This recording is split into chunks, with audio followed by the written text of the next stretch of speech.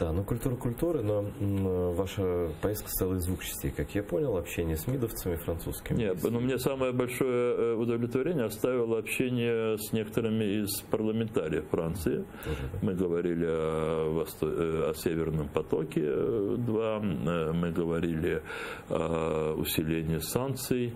И для меня это в какой-то мере явилось открытием не сама тема, а насколько серьезное значение придают этому французские парламентарии.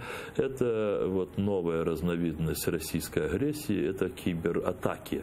И мы долго обсуждали то, что сейчас происходит в странах Западной Европы. И, разумеется, вот через расширяющуюся кибервойну России против западного мира мы еще раз возвращались к санкциям и санкциям. Я вижу о том, что французском, по крайней мере, среди тех депутатов, которые вот разделяют такие же подходы, как мои вчерашние собеседники, есть очень большая целеустремленность, чтобы вовлечь в это и немецких, и других своих коллег.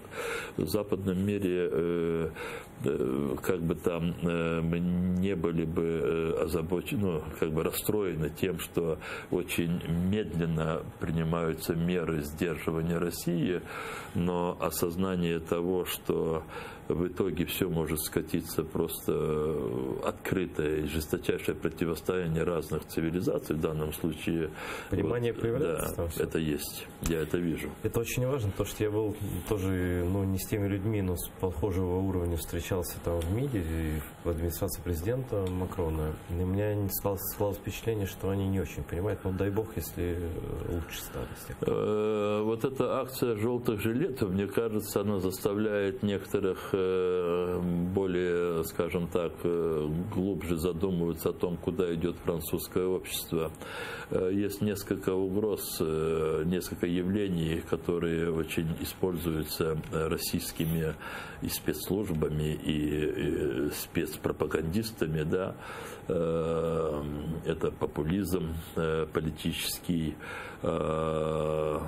и это использование коммуникаций социальных для того, чтобы проводить различные акции, не находясь на самой территории. А они поняли, что вот из ваших разговоров с французскими парламентариями и чиновниками, что рука Москвы пользуется... Они меня в этом убеждали. Не то, что они меня в этом убеждали. И я же говорю, что вот эта встреча последняя, мы долго сидели в посольстве Украины и разговаривали. Они меня убеждали о том, что несмотря на то, что есть очень много побудительных причин самой Франции, чтобы такие акции происходили, но сама их организация и координация – это исключительно извне, и понятно, что из России. Потрясающе. Дошло.